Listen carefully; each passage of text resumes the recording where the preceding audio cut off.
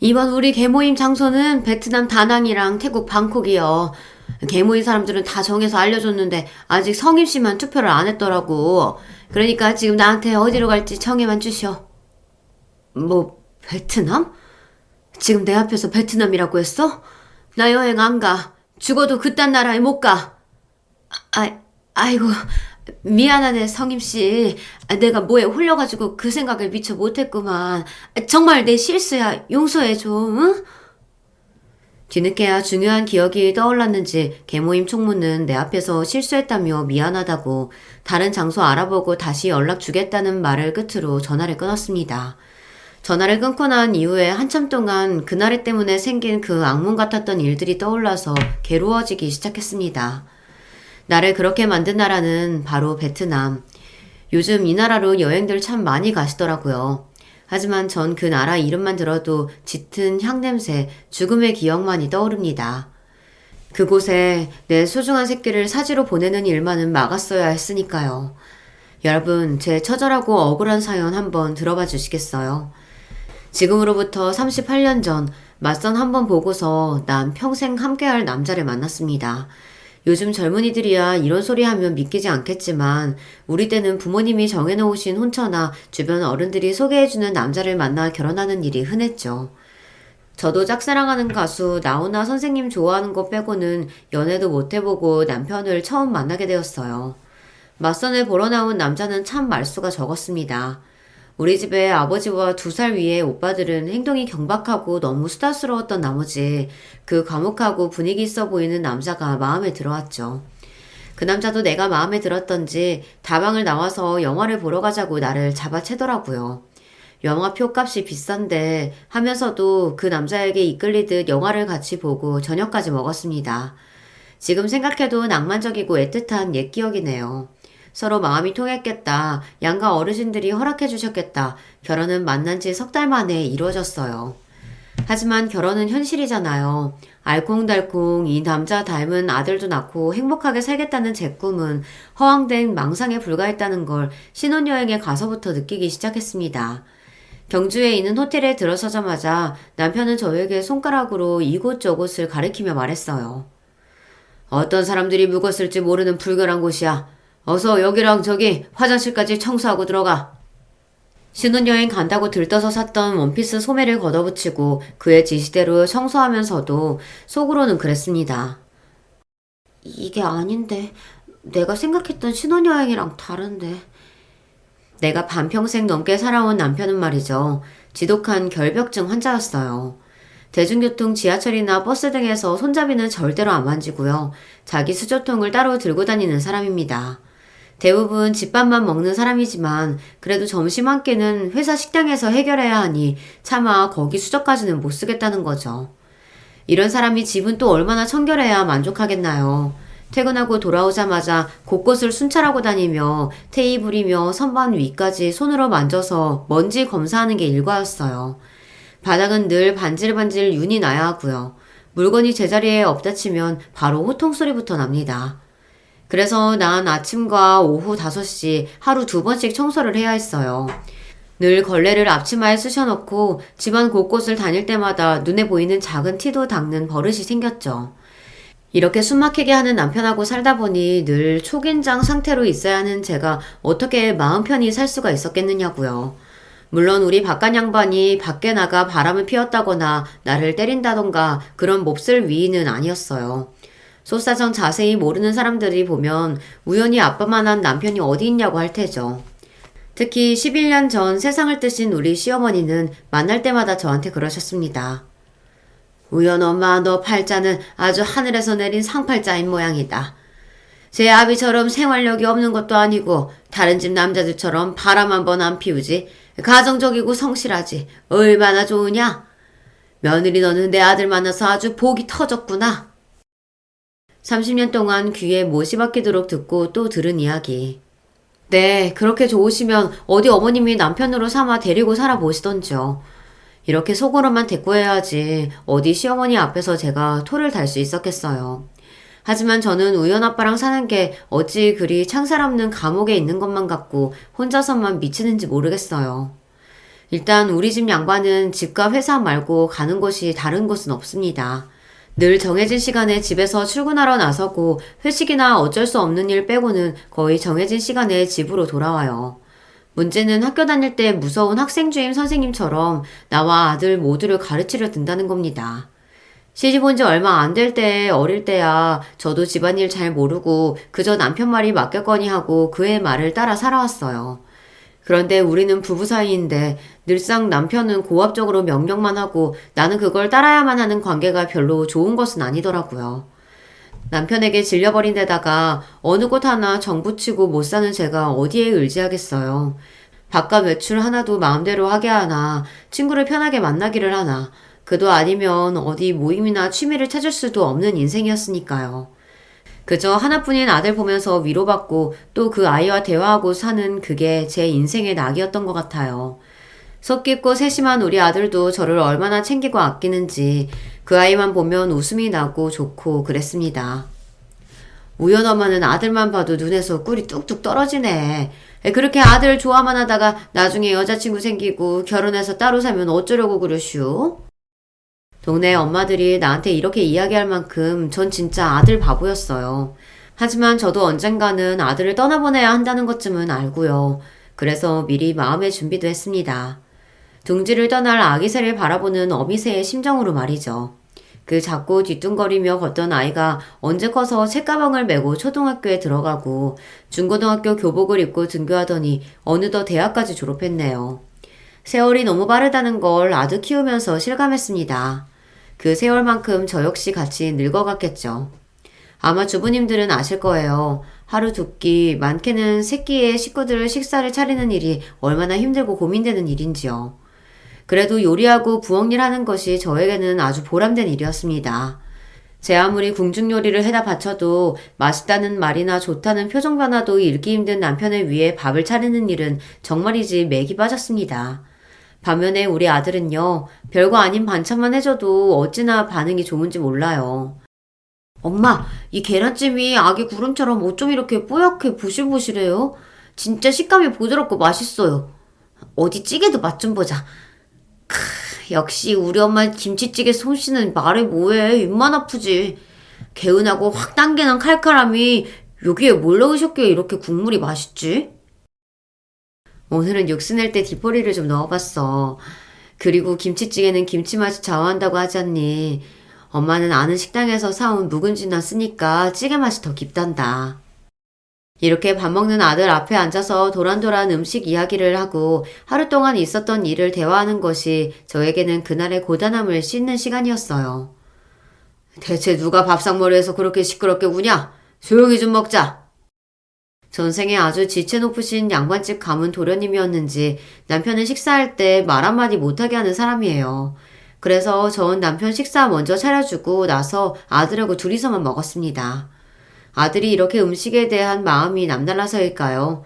먹기만 좋아하는 줄 알았더니 자기 진로도 딱 요리하는 쪽으로 잡았었네요.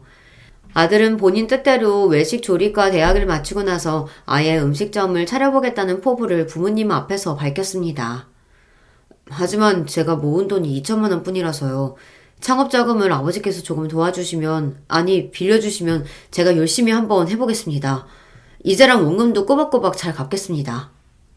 겨우 음식하는 가게나 차리겠다고? 네 계획에 나는 반대다. 젊은 사내 자식이 비전 있고 나라의 보탬이 되는 더 큰 일을 이룰 생각을 해야지. 아녀자들이나 한다는 요리를 하겠다고 하질 않나? 에휴, 고작 그런 일을 한다는데 아비 돈을 빌려줄 순 없다. 자식의 뜻을 이루겠다는데 돈을 그냥 달라는 것도 아니고 빌려달라는 아들의 부탁을 남편은 매정하게 거절했습니다. 옆에서 지켜보던 나는 안쓰러운 나머지 아들에게 몰래 모아온 내 쌈짓돈 전부를 내줄 수밖에 없었죠. 결국 아들이 모아놓은 돈과 청년 전용 창업 자금이라는 대출까지 받아 가게를 열었습니다. 조리대에 붙은 바와 2인용 식탁 2억에 뿐인 작은 돈가스 전문점. 아들이 대학 다니면서 꽤 오래 아르바이트했던 돈가스 집에서 얻은 노하우를 살리고 또 스스로 열심히 연구해서 소스도 개발했답니다. 그런데 내 아들이 해서가 아니라 그 맛이 그렇게 기가 막혔어요. 결벽증 남편 때문에 바깥 음식을 잘 안 먹기도 하거니와 느끼해서 평소에 잘 안 먹는 음식이었거든요. 그런데 아들이 튀긴 돈가스는 그런 제 입에도 딱이었습니다. 두 덩이나 먹고 속 든든한 것이 이래서 사람들이 많이 찾는구나 싶었죠. 젊은 청년 혼자서 연 가게라 그런지 잘해보라고 응원하는 손님도 많았어요. 가게가 바쁠 때는 제가 가서 설거지와 주방 일을 도와서 가만 보니 아들은 작아도 알차게 가게를 해나갔습니다. 음식에 진심이더니 결국 어린 나이에 요식업으로 성공을 하는구나 싶고 뿌듯했죠. 그런데요, 그렇게 가게가 잘 돼서 아들의 웃음 짓던 시절은 1년도 가지 못했습니다. 가게 근처에 커다란 돈가스 체인점이 생기면서 아들 가게는 큰 타격을 받고 말았거든요. 우리나라는 요식업 소상공인들이 살아남기가 너무 힘드네요. 뭐 하나 잘 된다 치면 옆집 건너집 다 같은 업종으로 차리니 상인들끼리 제살 깎아먹기 경쟁이지. 이럴 때는 자본금 많고 오래 버티는 가게만 결국 남는 거겠죠. 전 아무래도 한국에서 더는 사업 못하겠어요. 그저 한 번뿐인 실패지 않니. 툭툭 털고 이번 일을 경험 삼아 다음에 더 잘해보면 되지. 너무 마음에 담아두지 말거라. 하지만 아들은 어느 날 돌연 베트남에 가겠다고 폭탄 같은 말을 했습니다. 넌 엄마에게 하나뿐인 자식이야.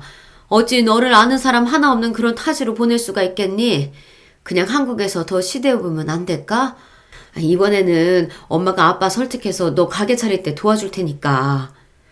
이 나라에서 장사해서 성공한다는 게 얼마나 힘든 일인지 지난번 경험으로 뼈저리게 느꼈어요.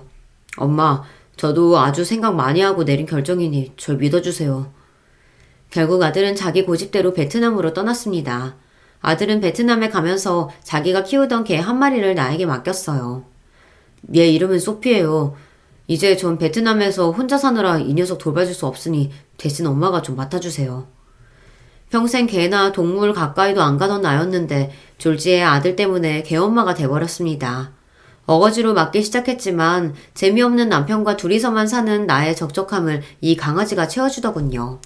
아들 대신이라 여기며 지내다 보니 소피 그 녀석 덕에 다시 웃기도 하고 산책도 같이 하며 개라기보다는 자식처럼 키웠어요.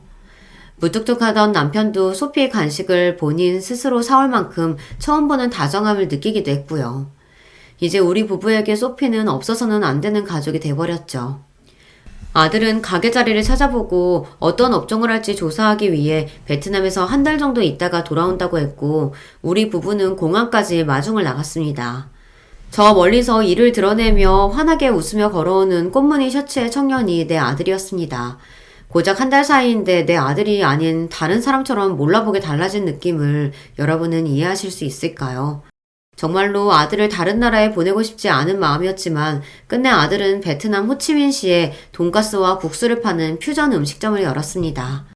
친한 친구와 동업으로 열었다는데 그 가게를 하며 얼마나 바쁜지 제가 전화를 해도 잘 못 받고 아들은 정말 정신이 없어 보였어요. 어쩌다 가끔 하는 영상통화에서 보이는 아들의 얼굴은 피곤하지만 그래도 밝아 보였습니다. 스스로 보람된 일을 하는구나 싶어서 아들 걱정은 접어두고 그저 타국 생활에 잘 적응하기를 매일 기도했어요. 이제 가게가 좀 안정이 되었으니 놀러오라며 아들은 비행기 티켓을 우리에게 보내주었습니다. 아들 덕에 베트남에 있는 가게에 가보니 백인, 황인, 흑인 다양한 나라의 손님으로 북새통을 이루고 있었어요.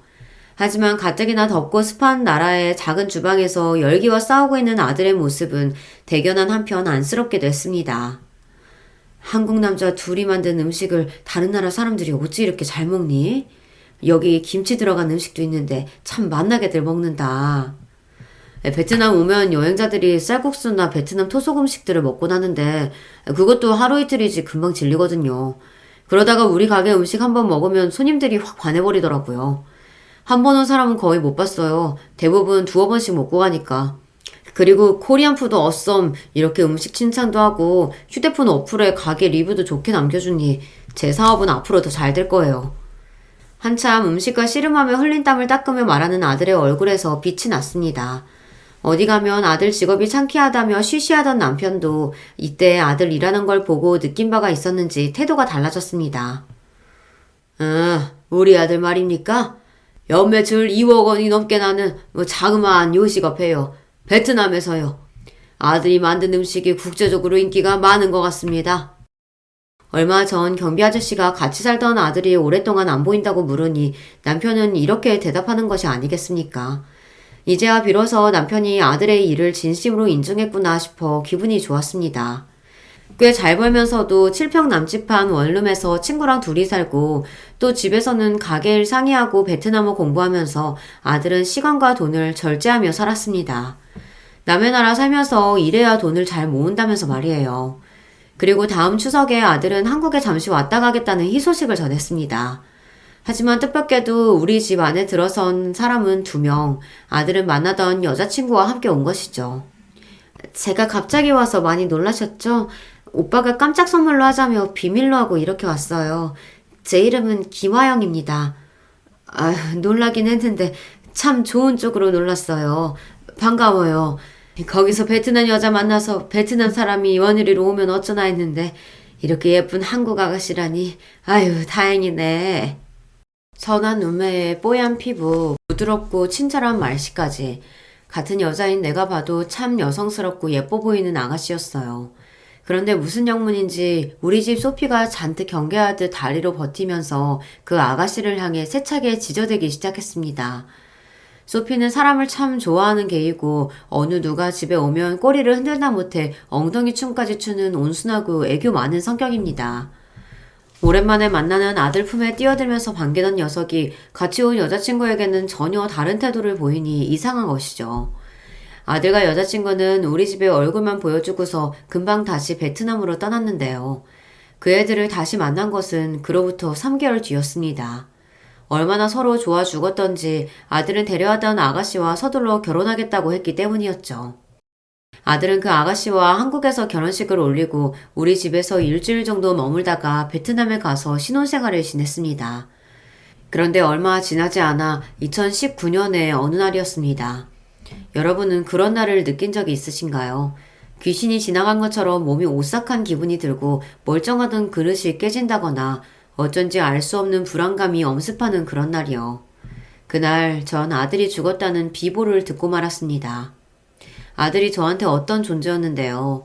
내 인생의 행복이고 사는 의미와 같았어요. 그런데 그런 아들이 젊은 나이에 죽다니 그것도 타국에서 믿을 수가 없었습니다. 연락을 받자마자 남편과 서둘러 베트남으로 긴급 출국했지만 끝내 아들의 시신조차 볼 수 없었습니다.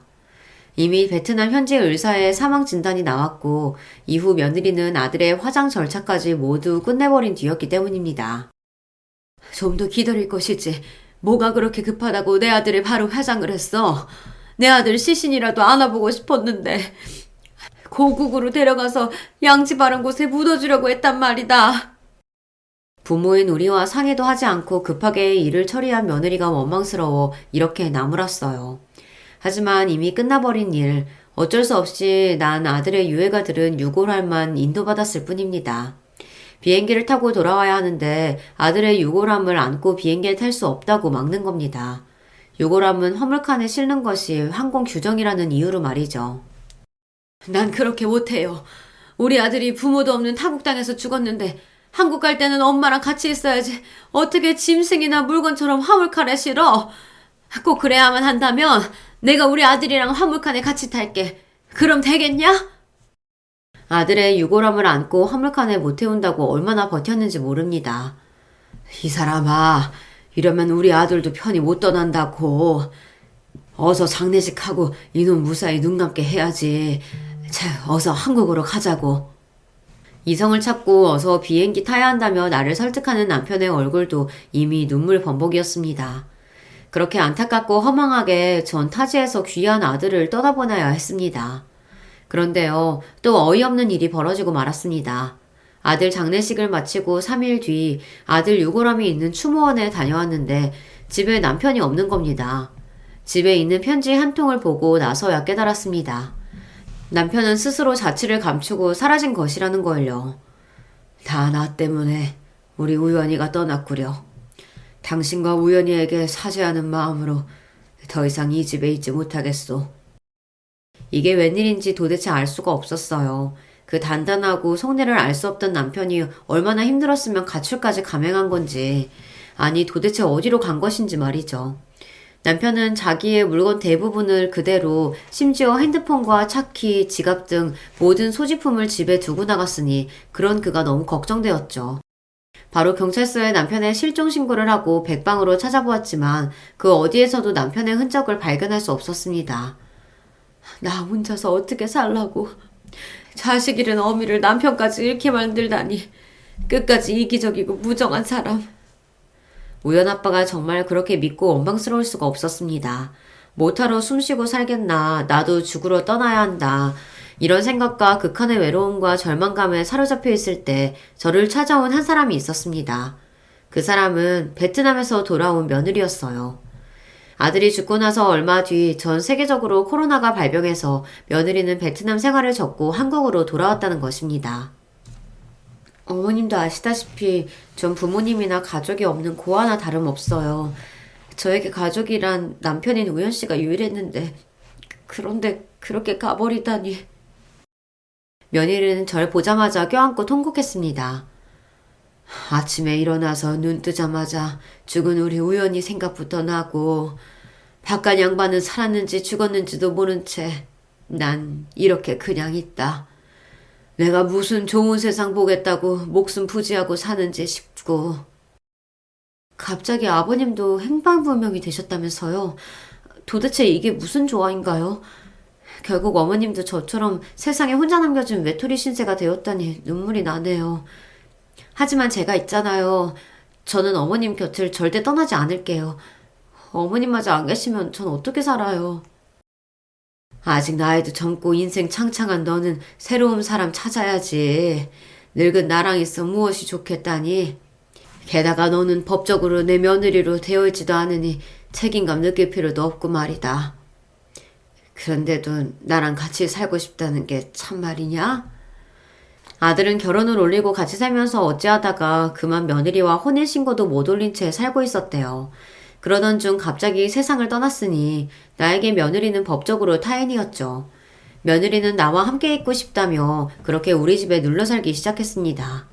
연이은 불행 중에도 사람 살아갈 방도는 또 하늘에서 주시나 보다 했어요. 힘든 일들을 겪으며 혼자가 된 내 옆에 그래도 며느리가 있어 주었으니까요. 남편 잃고 과부 신세가 된 며느리를 보니 또 불쌍하고 가련하고 내 신세와 같아 보여 그 아이에게 잘해주고만 싶었습니다. 아들에게 밥해 먹이고 뒷바라지를 하면서 느꼈던 기쁨과 보람을 이제 며느리한테 해주며 살았어요. 남들이 보면 모녀간으로 알 만큼 참 오순도순 살았죠. 하지만 나에게 재앙은 끊이지 않았습니다. 약속이 있어서 외출하는 나 대신 며느리가 우리 집 개 소피를 산책을 다녀오겠다고 했어요. 그런데 내가 와보니 아무도 없는 빈집이고 곧이어 들어온 며느리가 빈 개 목줄만을 들고 숨을 헐떡이는 겁니다. 제가 잠깐 응가 치우는 사이에 걔가 어디론가 뛰어가서 찾을 수가 없었어요. 아무래도 걔가 도망간 것 같아요. 여기저기 다 찾아봤는데 어디에도 없었어요. 나의 자식과 같았던 소피까지 가출을 하다니. 도대체 내 인생의 바닥은 어디까지 가는 것인지 싶은 절망감에 소피가 쓰던 물건을 보며 며칠이나 울었습니다. 며느리는 걔 물건을 보면 제가 더 우울해진다며 모조리 다 갖다 버렸죠. 외로운 신세의 나에게는 이제 며느리밖에 없었어요. 그래서 더욱 서로 의지하며 살았어요. 하지만 진짜 닥쳐올 내 불행은 이게 시작이었는지 모르겠습니다. 밤마다 문득문득 자주 깨는 나는 그 어느 날 밤 물을 들어 부엌으로 가려고 어둠 속에서 일어났습니다. 불이 꺼진 캄캄한 집 계단 옆 난간을 잡고 한 계단 한 계단 조심조심 내려가는데 몇 걸음이나 갔을까 갑자기 뒤에서 어떤 힘이 느껴졌어요. 그 밀쳐지는 느낌에 전 그대로 계단 아래로 구르고 말았습니다. 아이고 이러다 죽는구나. 내 소리에 놀라 방에서 뛰쳐나온 며느리가 119를 불러 그대로 응급실에 가고 말았어요. 천만다행으로 머리나 중요 부위는 다치지 않고 팔뼈에 금이 가는 부상만 입었죠. 어머님, 갑자기 밤에 계단에 내려가시다가 다치시다니 정말 큰일 날 뻔했지 뭐예요? 그렇네. 걱정시켜서 미안하다. 너 잠도 못 자고 이제 출근해야 하는데 어쩌니? 네, 뭐 괜찮아요. 저 잠깐만 수납 원무과에 다녀올게요. 무슨 생각이 났는지 며느리는 병원 원무과 직원에게 가서 한참 얘기하는 걸 보다 소변이 마려워진 나도 화장실로 천천히 걸어갔습니다.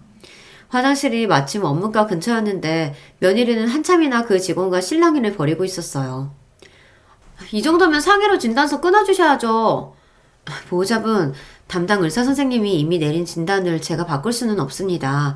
이 정도의 부상은 상해까지는 안 됩니다. 그게 무슨 소리야?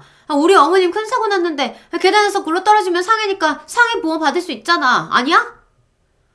듣자 하니 며느리는 보험에 청구해야 하는데 내가 다친 게 크지 않아 치료비 정도의 실손보험 청구만 가능하다는 게 직원의 대답이었습니다. 며느리는 불같이 그 직원에게 화를 내고 의사에게 진단명을 바꿔달라고 소리까지 쳤습니다. 늘 내 앞에서 수줍은 듯 조용조용 말하는 순한 아이였는데 저런 모습을 보니 속으로 적잖이 놀랐어요. 사람에게는 참 다양한 모습이 있구나 하며 계속 걸어가던 중 의아한 생각이 뇌리를 스쳤어요. 가만 이상하다. 나는 상해보험 같은 건 들어둔 적이 없는데 실손보험 하나, 암보장보험 하나 그렇게 2개만 있는 걸로 알고 있어요. 며느리가 직원과 얘기한 보험은 들은 것만 해도 2개의 상해보험이었는데 좀 이상했습니다. 얘 화영아 잠시 이리 좀 와보렴. 나는 말이다 상해보험 같은 게 없어. 제가 갑자기 나타나서 그런지 아니면 자기가 했던 말을 들었을까봐 그런지 며느리 얘가 날 보자마자 화들짝 놀라서 어쩔 줄 몰라 했습니다. 그건요. 제가 들어놓은 보험이 따로 있어서요. 이런 복잡한 건 제가 다 알아서 할 테니까 걱정 마시고 어머님은 그저 들어가서 쉬고 계세요.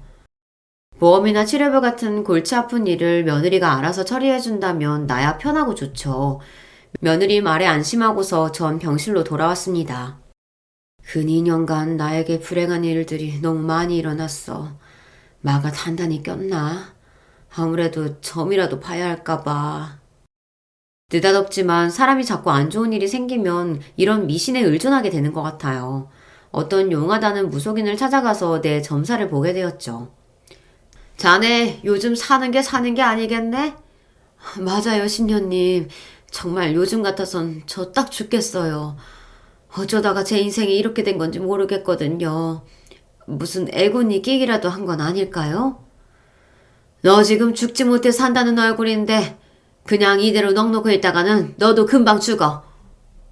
네? 억울하게 죽은 젊은 남자 영혼도 보이고 그 외에 다른 영혼도 몇 보이네. 보아하니 자네한테 원한이 있는 것 같진 않고 지금 자네 가까운 곳에 사람을 해하고 다니는 몹쓸 것과 함께 사는 게야. 그것이 원혼이면 구슬을 하든 재를 올리든 해야 할 테고 그게 사람이면 연을 끊어놔야 그래야 네가 살아. 그 무당님은 신기 있게 내 사정을 딱딱 알아맞히는 것 같았지만 그렇다고 내가 지금 뭘 해야 한다는 방법을 정확히 말하지는 않았어요. 신묘하고 영험하기로 소문났다고 아는 언니가 소개해준 곳인데 괜히 복비만 날리게 생겼네. 이렇게 별 소득 없이 점집을 나와서 집에 오는 길에 문득 이런 생각이 드는 겁니다. 그 신녀님 얘기 중에 억울하게 죽은 젊은 남자, 혹시 우리 아들을 얘기하는 게 아닌가. 많은 꿈 채 펼치지 못하고 죽어서 억울했구나. 저승으로 곱게 못 가고 구천을 헤매고 있는 건 아닌지 싶어 가슴이 저며왔습니다. 집에 와서 오늘 본 점사를 며느리에게 얘기하니 그 애는 무슨 벌레라도 본 듯 불쾌한 표정을 지었어요. 어머님, 그렇게 안 봤는데 무슨 그런 미신을 믿고 아깝게 돈까지 주고 오세요. 다신 그런 엉터리 찾지 마세요. 아셨죠? 그래, 나도 그렇게 생각해. 워낙 답답하고 나쁜 일만 생기니까 나도 뭐에 홀렸는지 그랬구나. 하긴 어머님이 얼마나 많은 일을 겪으셨어요. 전 다 이해해요. 그래도 우리 우연씨 천국으로 잘 갔을 거예요. 착한 사람이었잖아요. 며느리 말을 들으니 점집에 간 내가 부끄러웠습니다. 그리고 그 엉터리 점쟁이의 말을 그저 흘러보내고 잊고 살고 있었어요. 지금 와서 생각해보면 그래요. 주변에서 많은 사람들이 당하는 보이스피싱 같은 일들 있죠. 남의 얘기라고 들으면 참나 바보같이 뭐 그런 말도 안 되는 사기꾼한테 속냐 싶잖아요. 그렇지만 그 사기꾼들은 프로랍니다. 남을 속이고 등쳐먹는 일에 특화된 능력을 가진 프로요. 그러니까 보통의 선량한 사람들은 사기꾼에게 한번 걸리면 옴짝달싹 할 수 없이 속아서 넘어가서 제 손으로 그들에게 돈을 갖다 바치는 겁니다. 차라리 보이스피싱한테 걸려 돈만 뜯기는 게 나을 뻔했어요.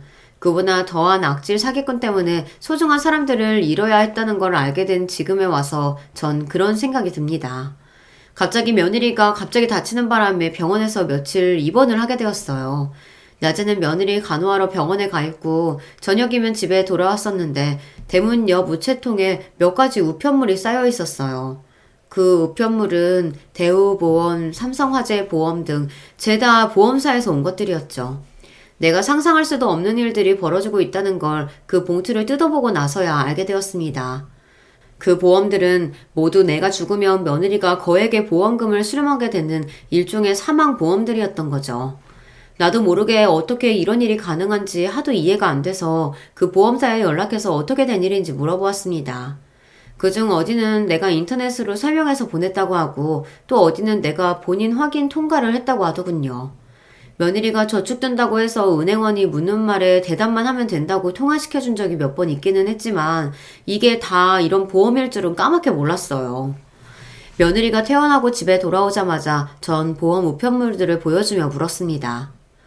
나를 속이면서까지 이렇게 많은 사망보험을 든 까닭이 뭐냐? 너 설마 그런 보험까지 들어놓고 나 죽기를 바랬던 거야? 그런데 그 애는 오히려 자기를 오해한다면서 화를 내고 거칠게 대답하더군요. 제가 그렇다고 어머님을 뭐 어떻게 하겠다는 뜻이 아니잖아요. 남편은 어느 날 갑자기 죽고 없지 내 인생이 참 막막하고 불안하더라고요. 이러다 어머님마저 떠나시면 어쩌나 싶어서 저도 제 살 길 찾겠다는 마음에 들어놓은 보험일 뿐이라고요. 그리고 자세히 좀 보세요. 종신보험이나 저축연금보험 같은 게 더 많다고요. 조근조근 나에게 설명하는 며느리 얘기를 들어보니 또 그의 말이 맞는 것 같더라고요. 그런 의무도 없는데 스스로 시어머님 모시며 살겠다는 착한 며느리인데 딸 같은 애를 내가 너무 오해한 건 아닐까 싶기도 하고요.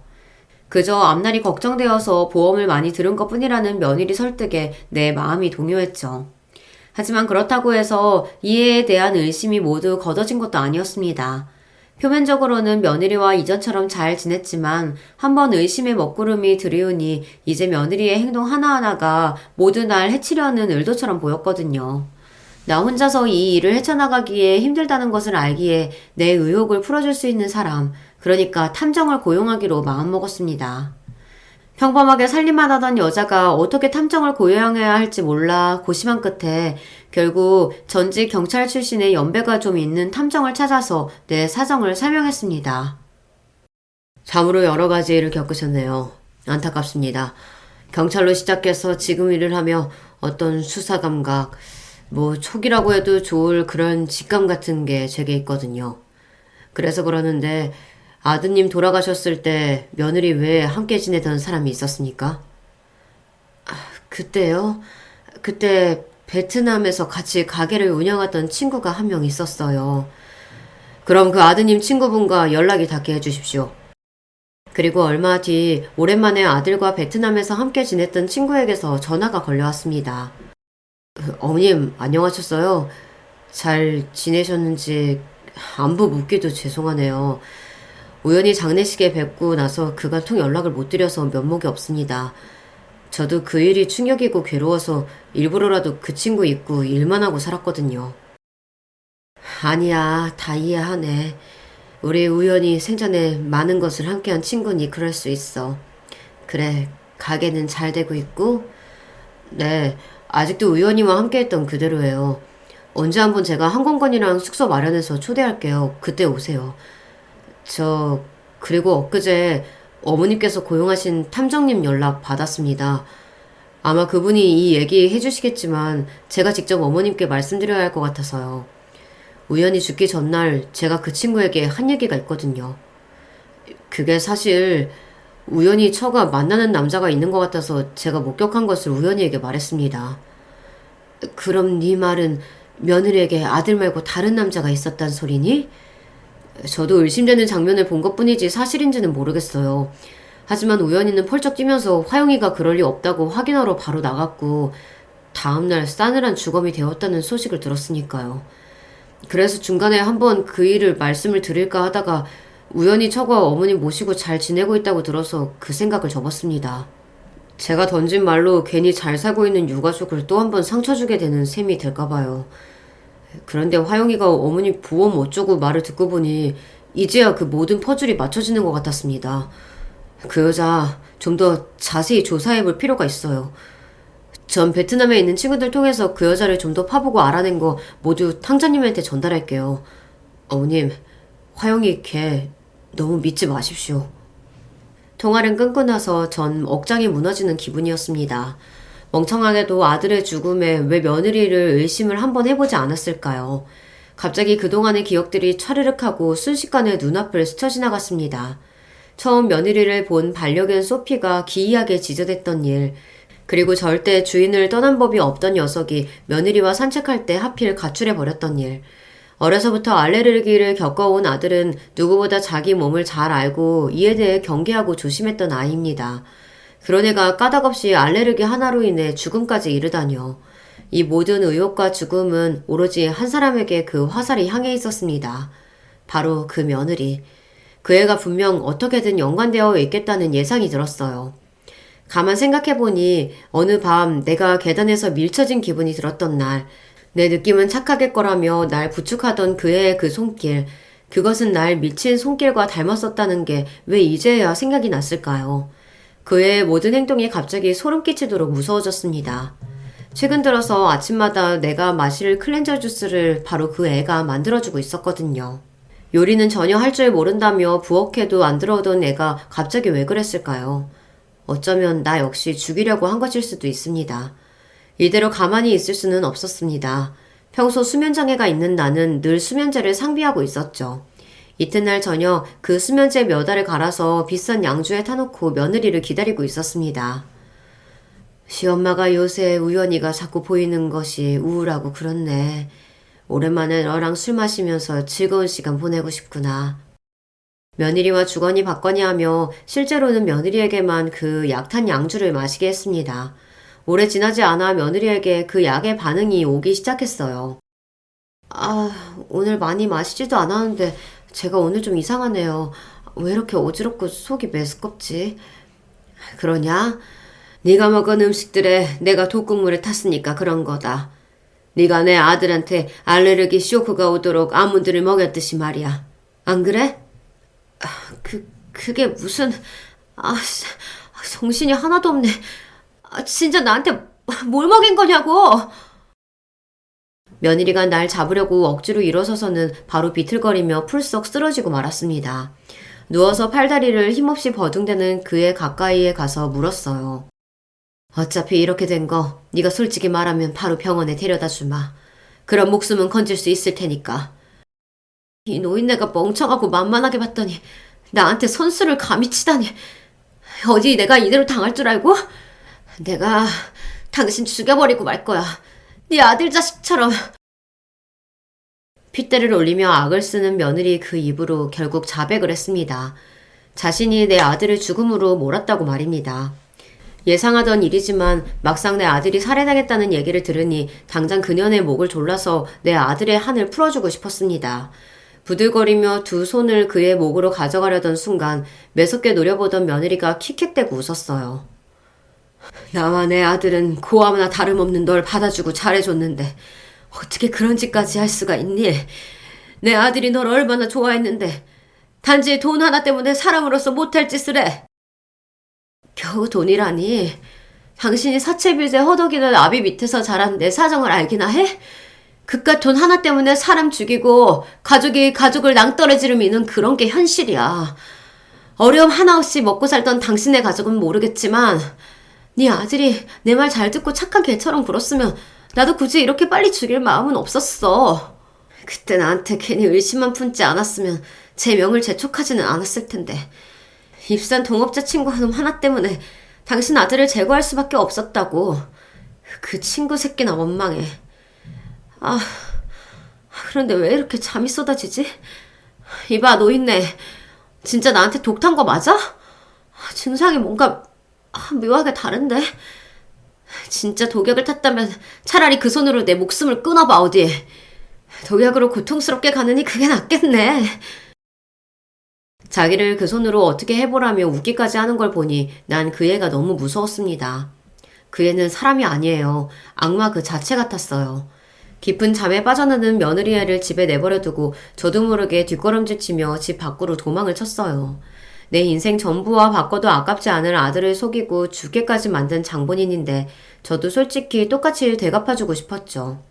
하지만 전 그 마음을 이겨내고 참았습니다. 만약 내가 살인해서 지옥에 가버리면 천국에 있는 내 아들 만날 수 없을지도 모르잖아요. 하지만 수면제를 먹고 코까지 드르렁대며 자고 있는 저 나쁜 년을 어떻게든 파멸로 이끌 것입니다. 제가 한 건 여기까지입니다. 하지만 아무리 궁리를 해봐도 어떻게 그년에게 되갚으면 좋을지 그 방법을 모르겠어요, 탐정님. 집에서 나오자마자 탐정을 찾아간 저는 며느리의 자백을 담은 녹음기를 주며 말했어요. 당연히 그런 자는 법의 심판을 받아야죠. 내가 현직 시절 친했던 후배 경찰에게 이 일을 잘 수사해달라고 부탁해놓겠습니다. 어머님은 며느리에 대해 모은 증거와 자료들을 가지고 강남경찰서에 가서 아드님의 사망을 재수사해달라고 하십시오. 내가 집에서 나올 때는 분명 자고 있던 며느리가 경찰과 함께 가보니 온데간데 없이 사라지고 없었습니다. 모든 죄가 폭로된 마당에 준행랑을 친 거겠죠. 경찰은 아들의 살해 용의자로 며느리를 특정해서 수배령을 내렸습니다. 초조하게 경찰이 그 살인자를 잡아오기를 학수고대하던 끝에 기쁜 소식이 들렸어요. 소식을 듣고 경찰서에 달려가 보니 그곳에는 잡혀온 며느리 그리고 그 옆에 동조했던 하나의 공범이 있었던 것입니다. 며느리는 내 아들을 만나기도 훨씬 전부터 서방같이 지내던 남자가 있었는데 그 남자의 직업은 바로 보험사 직원이었습니다. 그 공범이 베트남에서 만났다는 내연 관계의 남자이기도 한다는 것 또한 기가 막힙니다. 아주 상습적인 놈들이네. 아드님이나 어머님 사건 이전에도 교통사고 내고 보험 사기치던 작자들이에요. 한국에서 수배령이 떨어지자 베트남으로 도주해서 거기에 아드님을 만나고 만 거죠. 어쩌다 그런 악질 중에 악질 같은 것들이 내 아들에게 붙은 것이란 말입니까? 베트남에 아들을 보내는 게 아니었다고 땅을 치고 후회하고 또 후회했습니다. 수갑을 차고 있는 며느리에게 달려들어 멱살을 잡고 흔들었어요. 이년아, 꼭 이렇게까지 해야 했어? 하지만 그의 반성의 기미도 보이지 않았습니다. 나한테 해코지당하면서도 눈 하나 깜빡 않고 무서운 말들을 술술 내뱉더군요. 원래는 네 아들 앞으로 보험 잔뜩 들어서 교통사고나 어디에 밀어버려서 상해 보험금이나 타려고 했다고. 그런데 내가 왜 보험 많이 드냐부터 해서 남자관계까지 의심하니 어쩌겠어. 알레르기로 위장해서 죽여버려야지. 이게 다 그놈이 스스로 지 죽음을 재촉한 거야. 나도 손해가 이만저만이 아니었다고. 혼인신고도 안 된 채로 죽어버렸으니 결국 한 푼도 보험금을 타내지도 못했으니까. 나도 억울해. 억울하다고. 이번에는 확실히 고액 챙길 수 있도록 철저히 계획했어. 당신이 나를 철석까지 빚도록 만든 후에 사망보험도 30개나 들어놨어. 아들 잃고 혼자 남은 늙은이쯤 주무르는 건 일도 아니었는데. 그런데 어디서부터 내 완벽한 계획이 틀어진 건지 지금도 모르겠네. 그 악마 같은 년은 그저 자기의 계획대로 되지 않아 분하다는 표정이었습니다. 돈에 관한 한 인간은 어디까지 바닥으로 내려갈 수 있을까요? 나중에 재판장에서 마지막으로 피고인의 변론 기회를 준다고 하니 며느리는 눈을 희번덕거리며 말했습니다. 여기 있는 당신들같이 나약하고 곱게 자란 자들이 내 인생을 감히 판단해? 비바람 막아줄 든든한 부모 밑에서 편하게 자라고 공부만 했던 샌님들이 나를? 사채빚에 도망다니면서도 지 술값 때문에 친딸 매춘부로 팔아넘기려고 했던 그런 아비 밑에서 한번 자라봐. 돈 하나 없으면 인간이 순식간에 금수돼버리는 그런 현실에서 살았으면 과연 너희들도 나와 달랐을까? 난 잘못한 거 하나 없고 너네한테 사죄할 것도 눈꼽만큼도 없으니까 감옥에 보내던 사형을 시키던 마음대로 해. 결국 끝내 반성의 기미조차 보이지 않던 며느리는 검사가 구형한 30년 징역을 그대로 다 받았습니다. 마음 같아서는 사형을 내려달라고 판사에게 읍소하고 싶었지만 변호사는 저 여자에게 선고된 형도 아주 큰 거라며 날 위로했죠. 어느 뉴스에서도 접해보지 못했던 이 같은 끔찍한 일이 설마 나에게, 내 아들에게 벌어질 줄은 꿈에도 몰랐습니다. 정말이지 사람이 너무나 두려워지고 말았습니다. 소중한 가족은 모두 떠나고 믿었던 며느리에게마저 충격적인 배신을 당했습니다. 이제 저에게 남은 사람은 아무도 없었어요. 숨쉬고 살아갈 의미가 하나 없던 저에게 그래도 희망적인 일이 생겼습니다. 죽은 줄로만 알고 살았는데 사라졌던 남편이 제 곁에 돌아왔거든요. 그때 아들 장례 마치자마자 괴로운 나머지 산에 올라가서 목숨을 끊으려고 했어. 그런데 우연히 마주친 어느 스님의 도움으로 목숨을 부지하고 말았지. 차마 당신에게 돌아올 엄두도 안 나서 그 스님의 절에서 눌러 살았어 그냥. 왜 그런 못난 선택을 하려고 했던 거예요? 아들에게 냉정한 아빠였잖아. 우연이를 그렇게 끔찍이 아끼지도 않았으면서 나도 아니고 당신이 왜? 나 때문에 그 애가 죽었다고 생각했으니까. 내가 죽음으로 그 죄를 갚고 아들 곁에 가려고 했던 거야. 다 나로 인해 벌어진 일이니까. 8년 전 아들이 처음 가게 열 때 부탁한 창업자금 내가 빌려만 줬더라면 그 가게가 망하지 않았을 테고 그럼 베트남 가서 애가 그 지경이 되지 않았을 텐데. 남편이 아들에 대해 그렇게 심한 죄책감에 사로잡힌 줄은 전혀 몰랐습니다.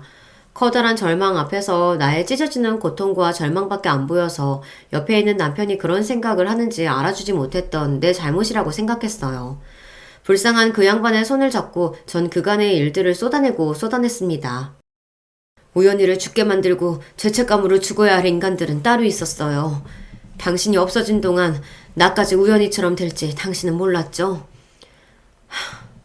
우리 이렇게 못난 모습으로 사는 거 알면 천국에 있는 우연이가 한마디 하겠네요. 우리 그의 곁에 가는 날까지 죄짓지 말고 그저 적당히 살다 갑시다. 그리고 현재 저는 남편과 둘이 살고 있습니다. 전에는 믿고 싫었던 남편이 이제 내게 남은 유일한 가족이니까 형용할 수 없는 큰 아픔을 함께 겪은 안쓰러운 마음에 더 챙기게 되더라고요. 신기하게도 남편 역시 그렇게 정없던 사람이 조금씩 달라지고 있다는 걸 느낄 수 있었어요. 당신 신경통 심하잖아 라며 청소하려는 나를 막아서고 집안일을 좀 덜하라며 자기 스스로 집안 청소는 다 하고요. 어느 겨울날 나 먹으라고 무심한 듯 어묵탕을 사다 주는 그런 다정한 사람으로 변했습니다. 의지할 곳이라고는 오로지 서로뿐인 그런 노부부로 남은 생을 하루하루 살아가고 있습니다. 전 지금도 아들을 잃은 슬픔과 며느리에 대한 분노로 매일 고통 속에 살고 있기는 합니다.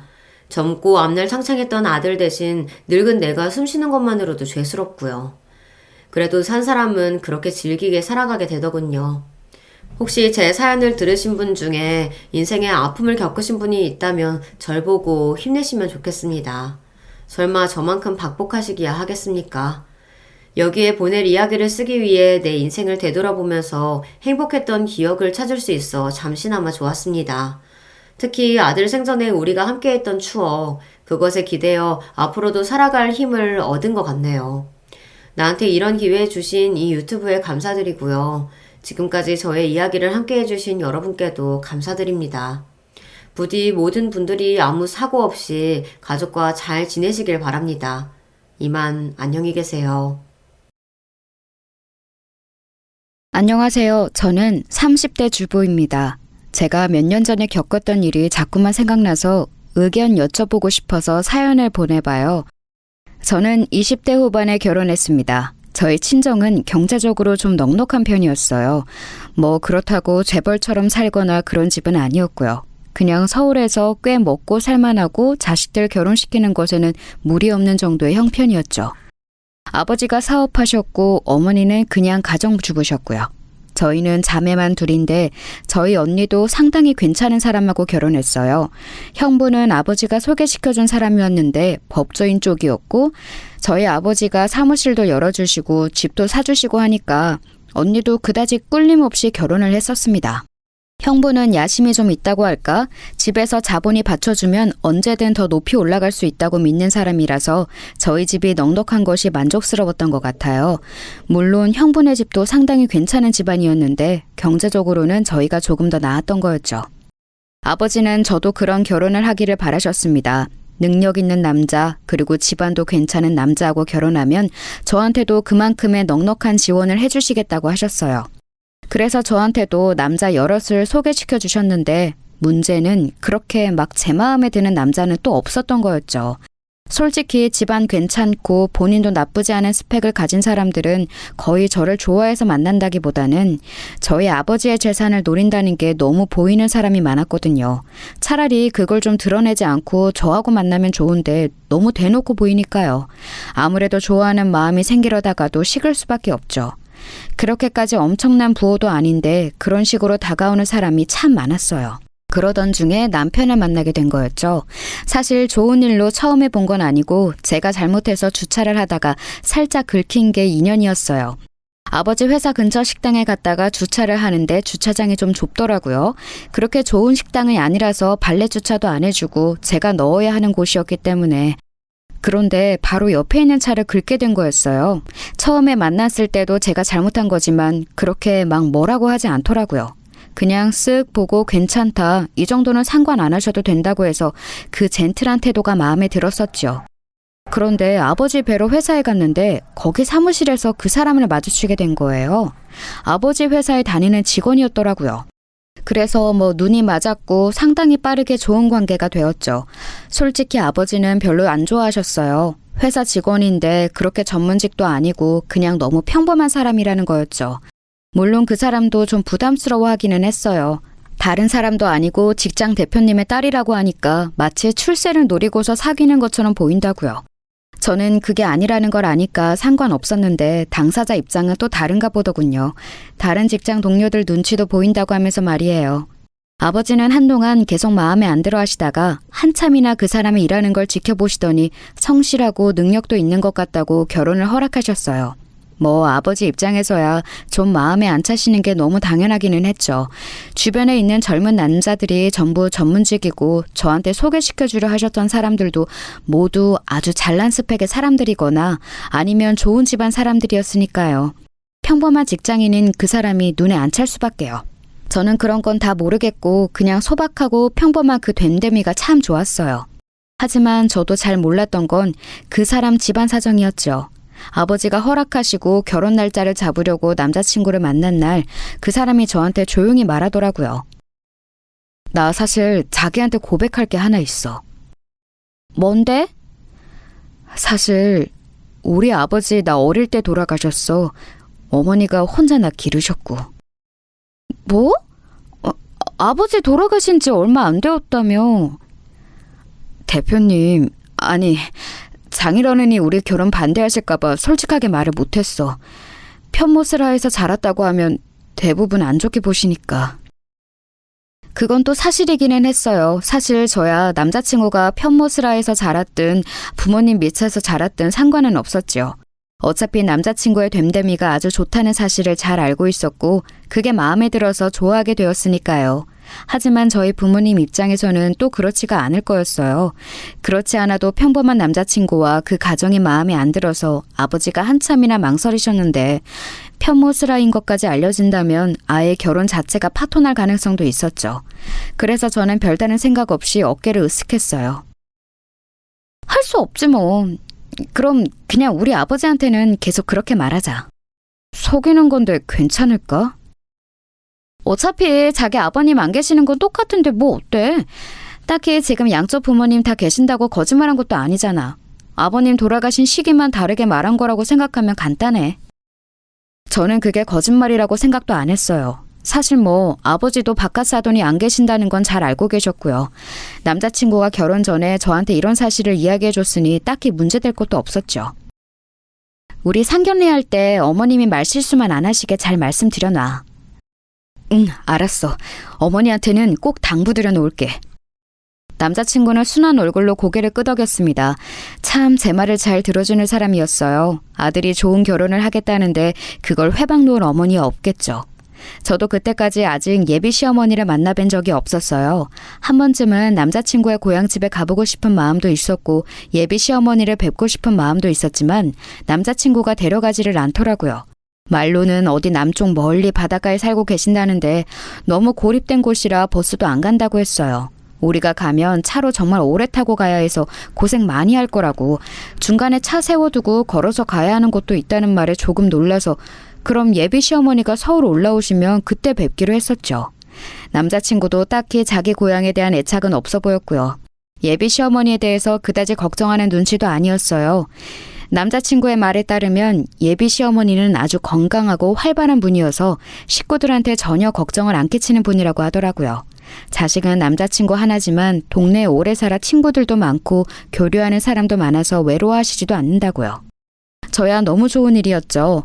사실 시대가 바뀌었다고는 해도 시댁 좋아하는 며느리가 어디 있겠어요. 시어머니가 저한테 뭐 시집살이를 시킬 일도 없겠지만 그렇다고 해서 가까이 사는 게 좋을 리도 없죠. 사실 제가 집안 좋은 남자하고 결혼하는 게 꺼려졌던 이유가 거기 있었어요. 친구들 보면 좀 산다 하는 집안에 시집간 애들이 정말 고생을 많이 하더라고요.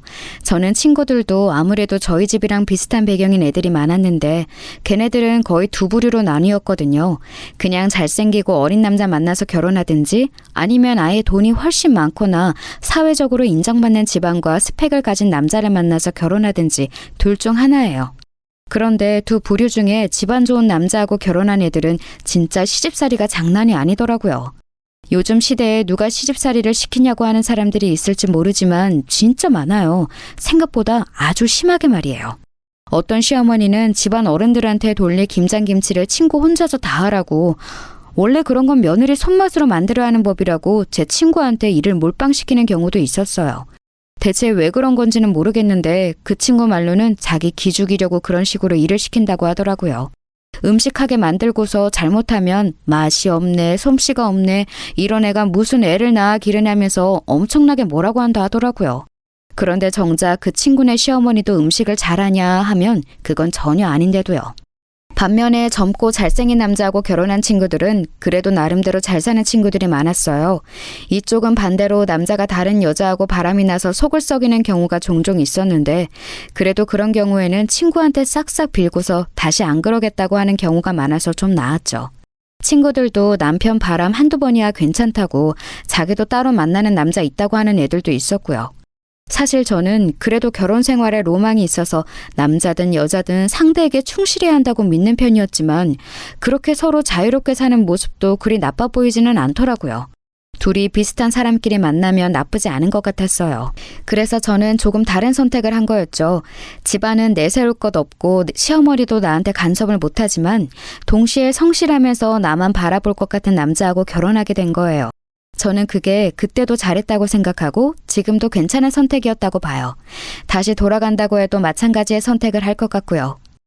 아무튼 그래서 저희는 상견례 날에 예비 시어머니를 처음 뵙게 되었어요. 예비 신랑한테 미리 언지를 받고 오셔서인지 많이 긴장하신 얼굴인 것 같더라고요. 좀 후덕하고 펑퍼짐한 인상의 아주머니셨는데 좀 세련되지 못하시다고 해야 할까요? 저는 저희 어머니가 기준이기 때문에 더 그렇게 보였을 수도 있어요.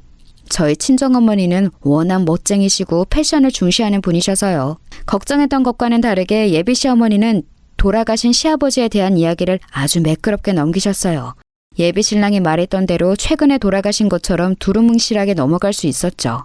친정부모님은 너무 소박한 남편의 집안이 역시 마음에 들지 않으신 것 같았지만 딱히 문제점을 짚어낼 것이 없으셨는지 고개를 끄덕이셨습니다. 저하고 예비 신랑은 참 다행이라는 생각이 들었죠. 예비 시어머니는 상견례 내내 흘낏거리면서 저를 보셨어요. 상견례 날 처음 뵙는 것이라 제가 더 궁금하셨던 것 같기는 합니다. 아유, 우리 며느리감이 정말로 예쁘네. 어떻게 우리 아들이 이런 아가씨를 아내감으로 데려왔을까? 별 말씀을요, 어머님. 날 선택해준 거죠. 장인어른 장모님께서도 저를 좋게 봐주셨고요. 얼마나 감사한지 몰라요. 사실 저희 집안이 조금 모자란데 그것도 상관하지 않고 선택해 주셨으니까요. 예비 신랑은 저희 친정부모님 눈치를 보면서 한껏 감사를 표했습니다. 평상시에도 항상 그래왔기 때문에 저나 친정부모님은 그냥 그런가 보다 했어요. 그런데 예비 시어머니는 조금 못마땅한 표정이 스쳐 지나가더라고요. 저는 솔직히 왜 그러시나 했어요. 그 후로도 예비 시어머니는 약간 풀이 죽어서 시무룩한 표정이셨고요. 상견례가 끝난 후 예비 시어머니는 숙소로 돌아가셨습니다. 저희는 저희 친정 부모님하고 같이 차에 타서 이런저런 이야기를 나누다가 부모님은 댁으로 가셨고 저희는 카페에 잠깐 앉았어요. 이제 곧 들어갈 신혼집 이야기도 나누고 혼수 고민도 같이 하다가 문득 생각이 나 제가 예비 신랑한테 물어봤죠. 아까 어머님 좀 기분 안 좋으신 것 같던데 무슨 일 있으신가? 응? 우리 어머니 집안 이야기를 별로 안 좋아하시거든. 그래서 그러셨을 거야. 그럴 수 있겠다. 가만 생각해보니 사실 상대적으로 처지는 집안 이야기가 나오는 게 좋을 사람은 없을 거예요. 당연한 일이죠. 그래서 예비 시어머니 표정이 안 좋으셨구나 납득이 되어서 저는 고개를 끄덕였습니다. 그리고서 시간이 흘러 결혼식을 치렀어요. 부모님이 결혼식만큼은 좋은 데서 해야 한다고 고집을 부리셔서 국내에서도 그래도 손꼽히는 호텔에서 치렀습니다. 물론 손님이야 거의 저희 친정부모님 손님이셨죠. 아버지하고 인사 나누려고 줄을 서서 손님들이 기다리시는데 홀에 가득 찬 손님들을 보고서 시어머니가 조금 기함한 표정이시더라고요. 시댁 쪽 친척분들도 오긴 했는데 숫자가 정말 적었고요. 시어머니 말씀에 의하면 좀 어렵게 사시는 분들이 많아서 서울까지 오기가 힘든 사람들이 많았다고 해요. 그리고 사실은 그게 다행이라는 생각도 들기는 했습니다. 저는 신부 대기실에 있어서 잘 몰랐지만 친구가 전해주기로 호텔에 안 어울리게 좀 허름하게 입은 사람들이 있어서 잘못 들어온 사람들인가 했는데 저희 시댁 쪽 하객이었다고 하더군요. 게다가 시댁 친척들 쪽에서 문제도 생겼어요. 저희가 식을 다 끝내고서 손님들께 인사하려고 피로연장에 갔는데 피로연장에서 난리가 났더라고요. 결혼식 피로연에 안 어울리게 큰 소리로 싸우는 사람들 소리가 들려서 살펴봤더니 술에 취한 어떤 시댁 친척 아저씨가 얼굴이 시뻘개져서 다른 손님 테이블에 엎어졌고 그 때문에 다른 손님 옷에 음식이 튀었던 거였습니다. 그 손님도 좀 참으면 될 것을 참지 않고 화를 내면서 시댁 쪽 하객 얼굴을 차버렸어요. 이분은 저희 친정 쪽 친척이었죠. 솔직히 말하자면 시댁 쪽 친척 아저씨는 알코올 중독이었고 애초에 로비로 들어오면서부터 목소리가 커서 비틀거리면서 들어와 사람들이 눈살을 찌푸리기는 했었어요. 화를 낸 친정 쪽 친척도 원래 아주 예민하고 다혈질인 사람이었고요. 둘이 잘못 만난 거였죠. 좋은 날이어야 하는 결혼식 날 피로 현장에서 그 난리가 났으니 어땠겠어요. 시어머니는 기겁을 하고서는 시댁 친척 아저씨를 말리다가 저희 친척이 다시 한번 싸대기를 날리려고 하니까 도리어 더 화를 내면서 그 친척 멱살을 잡았죠. 시어머니도 그 거친 해변에서 나고 자란 분이라서 엄청 잘 싸우신다고 나중에 남편이 말해주더라고요.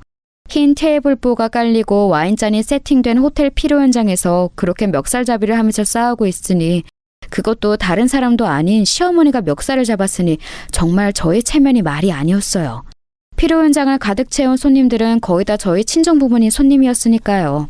솔직히 제가 그렇게 막 예민하고 날카로운 성격은 아니거든요. 남들 감정을 캐치하지 못할 만큼 둔한 면도 있어서 도리어 무던하고 무난하다는 평을 받는 편인데 그날만큼은 진짜 쪽팔려서 죽을 것 같았어요.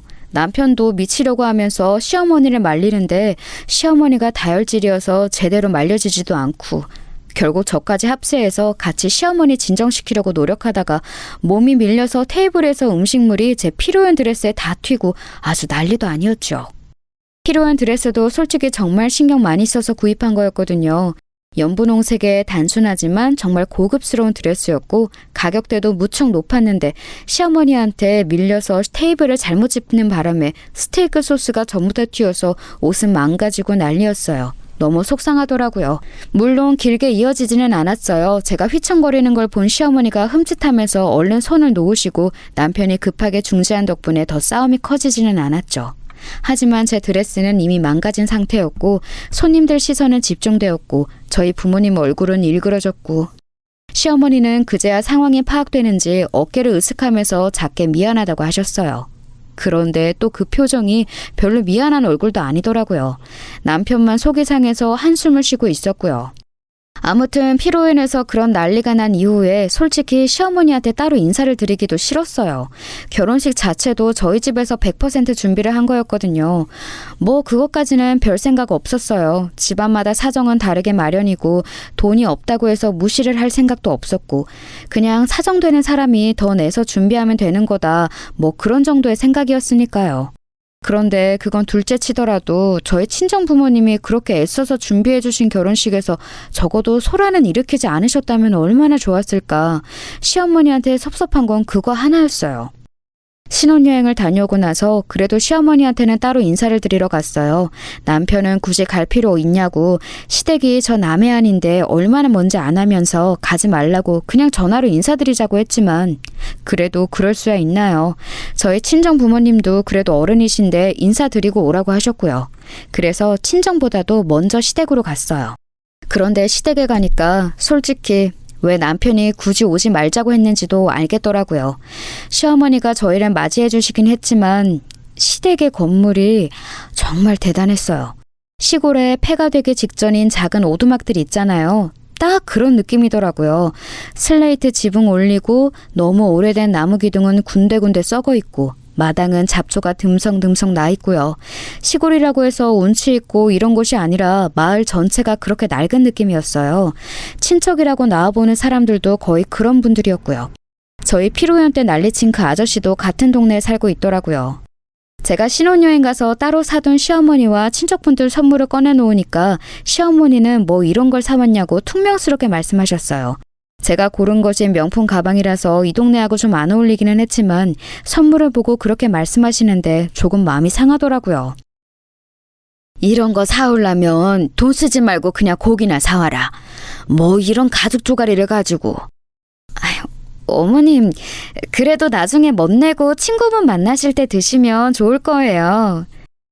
아휴, 네가 이제 내 며느리니까 하는 말인데 나는 읍내 나갈 일도 별로 없다. 그냥 만난 게 제일 좋다. 시어머니는 상견례 때 보여주셨던 조심스러운 행동거지가 완전히 사라져 있더군요. 이제 결혼식도 다 끝났겠다. 제가 완전히 잊은 며느리라고 생각해서 그러신 것 같았어요. 그러니 시어머니가 어떻게 행동하든 상관없다고 생각하시는 듯 좀 말투가 거치시더라고요. 자주 내려오기나 해라. 내가 아들 이놈 하나인데 생각 같아서는 아예 여기 눌러 살라고 하고 싶지만 직장 생활을 해야 하니 어쩔 수가 없구나. 그래도 한 달에 한 번은 내려와라. 어머니 무슨 말씀을 그렇게 하세요. 한 달에 한 번은 어찌 내려와요. 말도 안 되지. 야 이놈아. 새 며느리 들어오면 원래 같이 살면서 시집살이를 해야 하는 법이다. 한 달에 한 번 내려오는 게 뭐 대수라고. 너 싫으면 새아가라도 여기서 같이 3년은 살아야지. 아 진짜 말도 안 되는 소리를 하세요. 시어머니가 하시는 말씀에 기겁할 만한 내용만 있었지만 제가 따로 입을 댈 필요는 없었습니다. 남편이 먼저 기겁해서 시어머니한테 퉁박을 주고 있었으니 뭐 문제는 없었죠. 시어머니는 화가 난 듯이 돌아앉으셨지만 결국 더는 고집을 부리지 못하시고 그냥 너희들 좋을 대로 해라 하면서 입을 내미셨어요.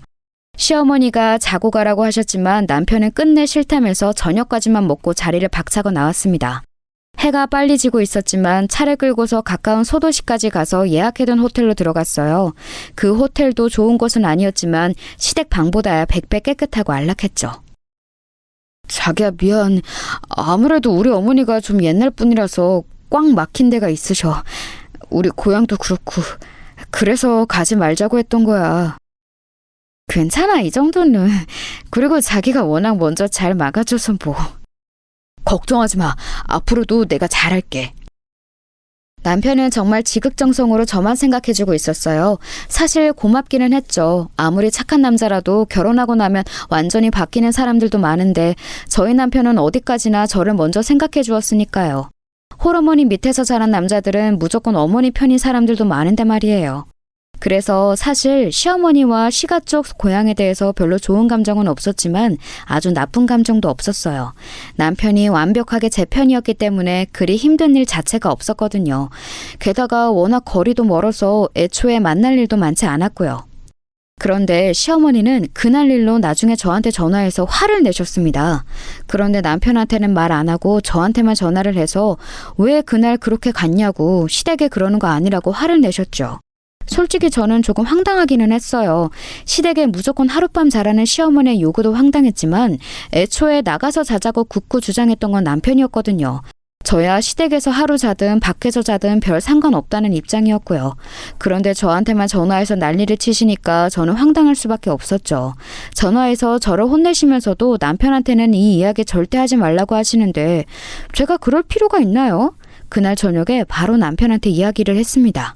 시어머니가 이러이러한 용건으로 전화해서 나를 혼냈다. 그런데 난 납득이 되지 않는다라고요. 남편은 얼굴이 시뻘개지더니 미안하다면서 저한테 대신 사과를 했어요. 사실 남편한테 사과를 받을 이유는 없었기 때문에 제가 도리어 남편한테 미안하더라고요. 남편은 이제 그런 일 없게 하겠다면서 저를 위로해 주었어요. 그러고 나서 며칠 뒤에 아마 남편이 시어머니한테 전화를 했던 모양이에요. 그로부터 얼마간은 시어머니가 거의 연락도 안 하시고 잠잠하시더라고요. 그런데 그해 시어머니 생신 때가 다가오니 또 걱정이 되기는 했어요. 저희 부모님도 그래도 시어머니 생신은 챙겨야 하지 않느냐 걱정을 하셨고 저도 그렇게 생각했고요. 남편은 신경 쓰지 말라는 입장이었어요. 자기가 다 알아서 하겠다고요. 하지만 며느리가 되어서 그것도 결혼한 지 얼마 안 된 새며느리가 그럴 수야 있나요? 그런데 제가 그 시골집을 또 가기는 너무 싫고 그래서 저는 혹시 서울 구경시켜드리면 안 되냐고 호텔 하나 잡아드리고서 한 사흘 계시다가 맛난 거 많이 드시고 내려가시면 되지 않냐고 남편한테 이야기를 했습니다. 희한하게 남편은 별로 좋아하지를 않더라고요. 그러면서 하는 말이 자기 어머니를 자기가 아는데 좀 집착이 있는 편이라서 한번 잘해주기 시작하면 계속해서 바랄 거라고 하더라고요. 그때 남편 말을 들었어야 했는데 제가 그래도 사람 노릇은 하면서 살겠다고 고집을 피웠어요. 그래도 제가 새며느리인데 어떻게 시어머니 첫 생일을 그냥 선물만 보내고서 입을 닫겠냐고요.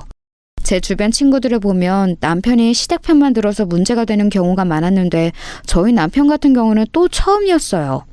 저는 그런 남편이 참 고맙기도 하고 편하기도 했지만 그래도 그렇게까지 나쁜 며느리는 되고 싶지 않더라고요. 저는 그래서 시어머니께 전화를 드렸어요. 오셔서 한 사흘이라도 호텔에 머무시라고요. 그랬더니 시어머니가 뭔가 하고 싶은 말씀이 있으신 것처럼 머뭇거리시더군요. 그게 말이다. 왜요, 어머님? 하고 싶으신 말씀 편하게 하세요. 난 서울 가서 남의 집에 있고 싶지 않구나. 내 아들 며느리네 집에 가고 싶지. 말하자면 저희 집에 머물고 싶으시다는 건데 순간 멈칫하게 되더군요. 솔직히 저희 집에서 시어머니가 며칠씩 같이 머무는 건 제가 좀 반갑지가 않아서요. 저희 집은 친정에서 마련해 주신 곳이라서 제법 넓고 시어머니가 와서 계시기에 방도 모자라지는 않았지만 그래도 신혼집에 저희 부부 아닌 사람이 들어오는 게 별로였어요. 어머님, 저희 집보다 호텔이 훨씬 편하실 거예요. 저희 집에는 지금 남는 이불도 없고.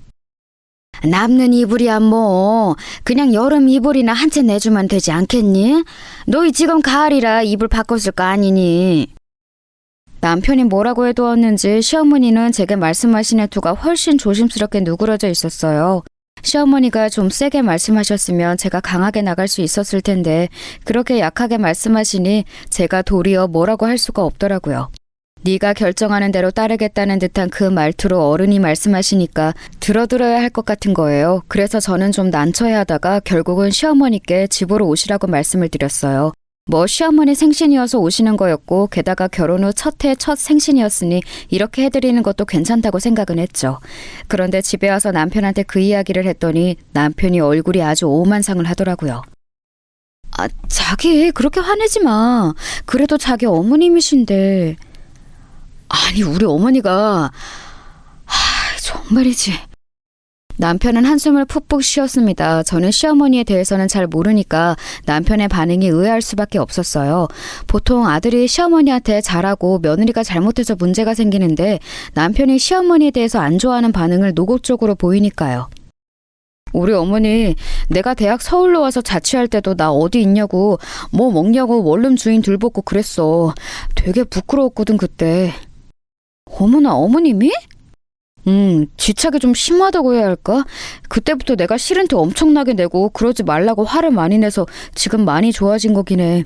원룸 주인 아주머니가 무슨 하숙집 하는 것도 아니고 그냥 집만 임대 놓은 건데 나 먹는 것까지 챙기라고 난리를 치니까 얼마나 쪽팔리던지. 세상에 그랬구나. 난 몰랐어. 이번에는 어쩔 수 없지만 그 후에는 어머니랑 좀 거리를 둬야 해. 안 그러면 자기하고 나 같이 귀찮게 할 거야. 남편의 말은 이해가 되었어요. 좀 매정하게 들리기도 했지만 그 정도로 사람을 들볶는 성격이셨다면 남편이 학을 떼는 것도 이해가 가긴 했죠. 일단 말씀을 드렸으니 이번 생신은 어쩔 수 없지만 그 이후부터는 조심해야겠다는 생각이 들었습니다. 그리고 시어머니 생신날 시어머니를 모시고 집으로 왔어요. 기차역에 내린 시어머니를 모시고 올 때부터 남편 얼굴은 표정이 별로 안 좋더라고요. 저는 그래도 사근사근하게 시어머니한테 말을 붙였고 시어머니 역시도 전과는 다르게 상냥하게 대답을 해주셨어요. 가끔 남편 눈치도 보시는 걸 보니 그래도 남편이 많이 단도리를 해놓았구나 싶더라고요. 그런데 일이 그렇게 부드럽게만 진행될 리가 없었죠. 첫날 시어머니는 저희 집에 오셔서 둘러보면서 집이 너무 좋다면서 감탄을 하셨어요. 그런데 일단 소파에 앉으시게 하고 물을 가지러 제가 부엌으로 간 사이에 시어머니가 벌떡 일어나서 여기저기를 돌아다니면서 문을 열어보고 다니시는 거예요. 남편은 잠깐 뭘 사러 슈퍼에 나갔는데 시어머니 혼자서 안방문 열어보고 작은 방문 열어보고 그러다가 드레스룸까지 열어보시고서는 소리를 빽 지르시더라고요. 아니 너는 무슨 옷이 이렇게 많니? 신혼이면 돈 아껴야 모을 때인데 제정신이야? 네 남편이 벌어다 주는 돈으로 이렇게 옷을 많이 사면 어떻게 해? 어머니, 잠시만. 이거 제가 처녀적이 입던 옷들이에요. 결혼하고서 산 거 아니고요. 저는 당황해서 시어머니를 모시고 다시 방 밖으로 나오려고 했지만 시어머니는 드레스룸에 버티고 서서 옷을 막 거칠게 뒤적이면서 들추셨습니다. 남편이 없어서인지 말투나 행동이나 완전히 달라지시더군요. 마치 두 얼굴 같았어요. 솔직히 제 옷 중에 캐시미어나 실크로 된 게 많아서 함부로 만지는 걸 제가 안 좋아하거든요. 물론 한두 번 좀 거칠게 만진다고 옷감에 문제가 생기지는 않지만 제가 옷을 무척 소중하게 다루는 편이라서요. 그런데 시어머니는 옷을 마구 뒤적거리면서 뭐 이런 옷을 사놨냐고, 이제 유부녀인데 옷도 좀 조신하게 얌전하고 풍신한 걸 입어야 한다면서 잔소리를 하시더라고요. 그래도 남편이 단도리를 해놔서 조심스러워하는 것 같더니 저하고 둘만 있으니까 또 고삐가 풀리시는 것 같았어요. 세상에 이게 뭐니? 이렇게 막 큰 애들하고 붙는 옷을 입는다고? 너 남편 있는 애야. 그건 요새 안 입어요. 그냥 버리기 애매해서 가지고 있는 거예요. 물론 시어머니가 지적하셨던 옷들을 제가 당시에도 다 입는 거였지만 일단 그렇게 둘러대고서는 시어머니를 모시고 거실로 나왔습니다. 시어머니는 거실에 나와서도 뭐가 못마땅하신 건지 눈살을 찌푸리셨어요. 예, 물론 너희 집이 첫눈에 딱 보기에는 너무 좋고 예쁘다만 이래서야 무슨 모델하우스 같아서 사람 사는 집 같지가 않구나. 밥은 좀 하는 거니? 부엌도 너무 아무것도 없구나. 어머님, 저희 그렇게 막 만들어 먹지는 않아요. 사다 먹는 게 많은 편이고. 예, 이게 대체 무슨 소리니? 너희 남편이 얼마나 집밥을 좋아하는데 사다 먹다니? 시어머니가 그 말에 펄쩍 뛰시더군요. 마치 못 들을 말을 들으셨다는 듯한 태도였어요. 그래도 저희가 좀 경제적으로 여유가 있는 편이라 나름 좋은 데서 반찬을 사다 먹는 편이었거든요. 저는 요리에 자신이 없으니 좋은 반찬 사다가 플레이팅 예쁘게 해서 남편한테 차려주었고요. 남편은 그런 식탁을 꽤 좋아했어요. 제가 한 것보다 훨씬 맛도 있고 제가 직접 차리니까 정성도 느껴진다고요. 같이 마주 앉아서 밥 먹으면 되게 좋았거든요. 제가 특별히 힘쓸 일도 없었고요. 그런데 시어머니 입장에서는 아니었나 봐요. 한참이나 입이 터져서 잔소리를 하시는데 남편이 들어오더군요. 남편이 왔는데도 일단 잔소리가 시작되니 멈출 수가 없는지 시어머니는 저한테 끝없이 뭐라고 싫은 소리를 하셨습니다. 결국 남편은 들어와서 사온 걸 식탁에 풀어두다 말고 시어머니한테 돌아서서 얼굴을 굳혔어요. 어머니, 이제 그만 좀 하세요. 아니, 내가 잔소리를 하려는 게 아니라 얘가 너 밥도 안 해준다며. 네가 얼마나 집밥을 좋아하니? 그리고 너 양말도 회색만 신잖아. 근데 그것도 모르고 있고. 지금 하시는 게 잔소리고 집착이에요. 저희들이 지금 잘 살고 있어요. 그런데 어머니가 이렇게 갑자기 잔소리하면서 참견하시면 저희 생활이 흐트러지죠. 남편은 전에 없이 무서운 얼굴로 딱 잘라 말하더군요. 마냥 순하고 착하기만 한다고 생각했던 남편이 그렇게 시어머니한테 말을 하니까 굉장히 단호해 보이기도 하고 무섭기도 했어요. 그런데 동시에 저 사람이 저 보호해주려고 저런다고 생각하니까 저는 무척 기뻤었지요.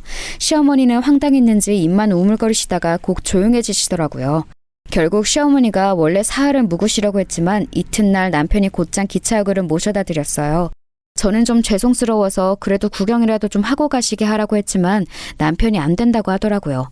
시어머니는 남편 눈치를 보다가 저만 있을 때 와서 조용히 말씀하셨습니다. 내가 또 올 거다. 너희 집 알았으니까.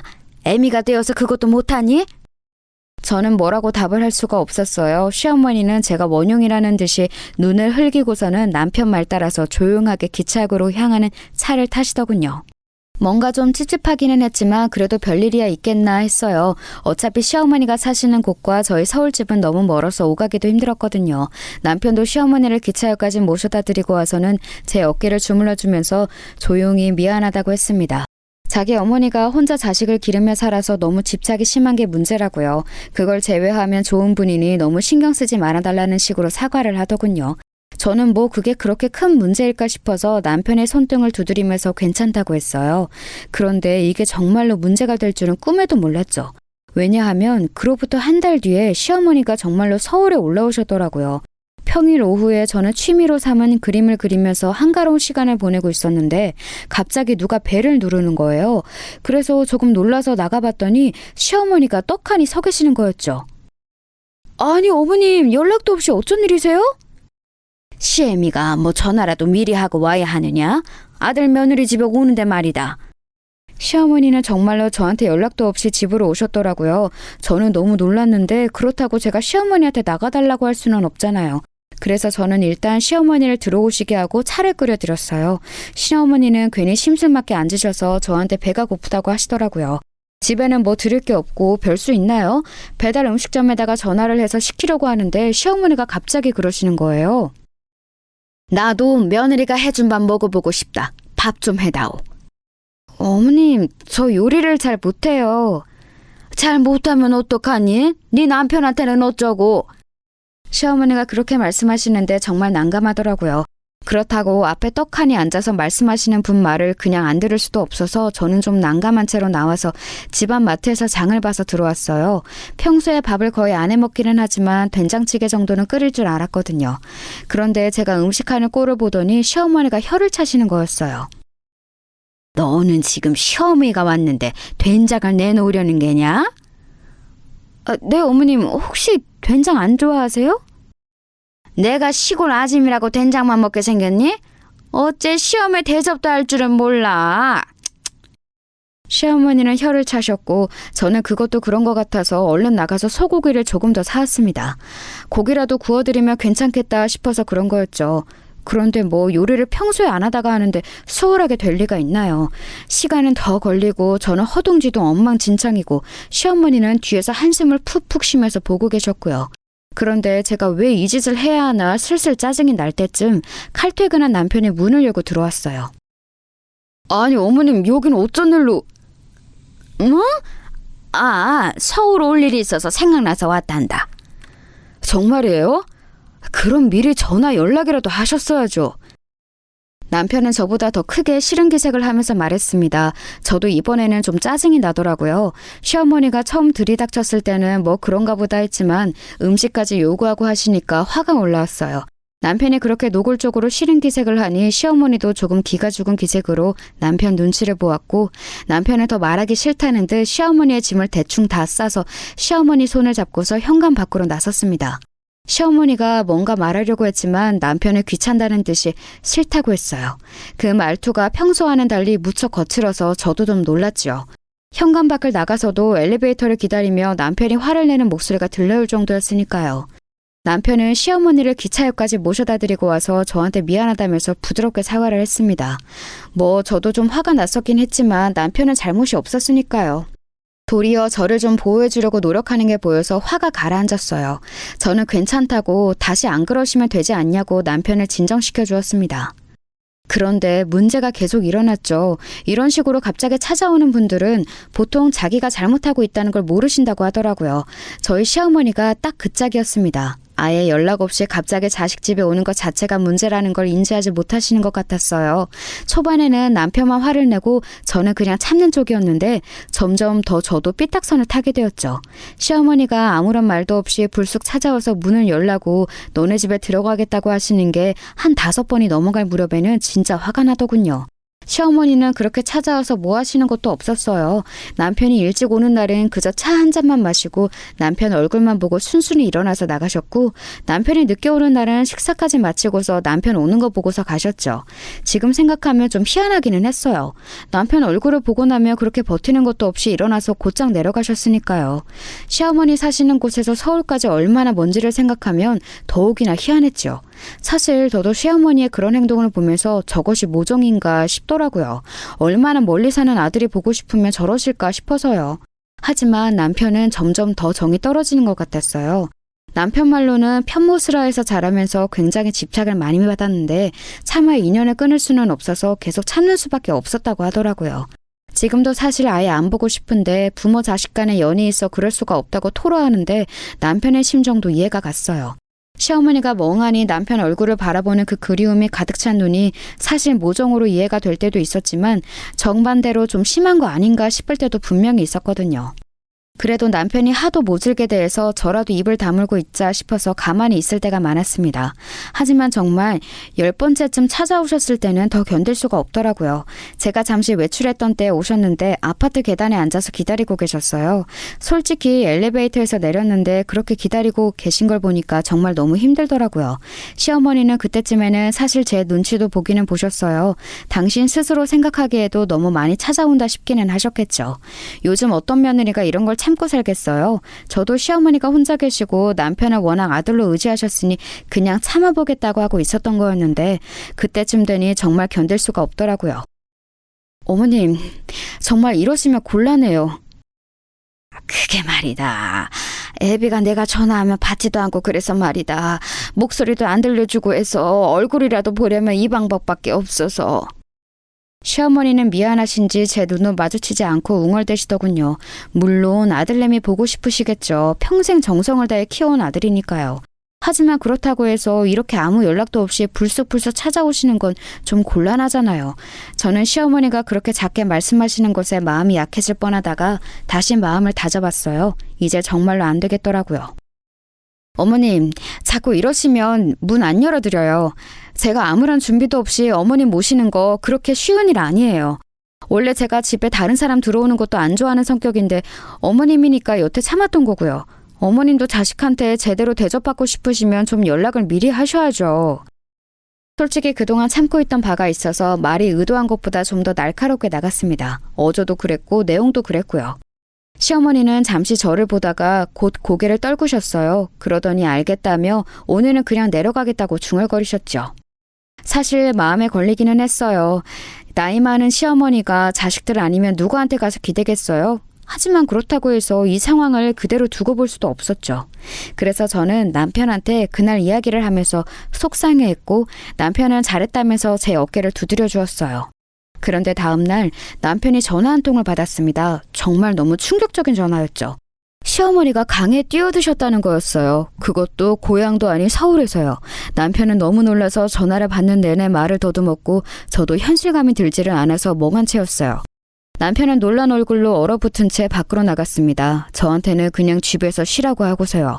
저는 시어머니가 사고사인 게 아닐까 생각했지만 남편이 알아보고 온 바에 의하면 정말 스스로 세상을 등지신 거였지요. 지난밤에 혼자 한강가에 앉아 계시다가 뛰어드신 걸로 보인다고 했어요. 누가 봐도 명백한 일이었기에 변명의 여지가 없었죠. 장례식을 치르면서도 이게 현실인가 싶었습니다.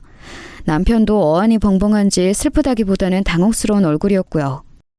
저도 남편도 한동안 충격에서 헤어나올 수가 없었습니다. 시어머니가 저희한테 박대받았다고 생각해서 세상을 떠나신 거라는 건 누가 봐도 알 수 있었어요. 하지만 저나 남편 입장에서는 쉽사리 납득이 되지 않더라고요. 저도 남편도 그래도 참을 만큼 참았고 그저 연락 없이 오지 마시라는 말씀을 약간 센 어조로 드린 것뿐이었는데 말이에요. 남편은 장례식이 끝난 후 일주일 정도 지난 뒤에 생각이 정리되었는지 이야기를 하더라고요. 자기 때문은 아니야. 나 때문이야. 유일한 아들이 이제 남이 된다고 생각하신 것 같아. 어느 정도는 사실이고. 남편은 차분하게 결혼하고 가정을 꾸린 아들이 독립된 존재로 살아가는 걸 시어머니가 못 견딘 것 같다고 말하더군요. 저도 그 말이 맞는 것 같았어요. 시어머니는 남편한테 정말 매달리다시피 애처롭게 구셨으니까요. 동시에 왜 그런 선택을 하신 건지 조금 원망스럽기도 했지요. 저는 못할 말을 한 건 분명 아니었는데 이렇게 큰 죄책감에 시달려 하니까요. 지금도 사실 시어머니한테 원망과 슬픔이 동시에 들고 있어요. 그 이후로 남편과는 시어머니에 대한 이야기를 조금도 하지 않고 살고 있지만 여전히 마음 한구석은 조금 찜찜하답니다. 여러분이 생각하시기엔 제가 잘못 처신한 것 같은가요?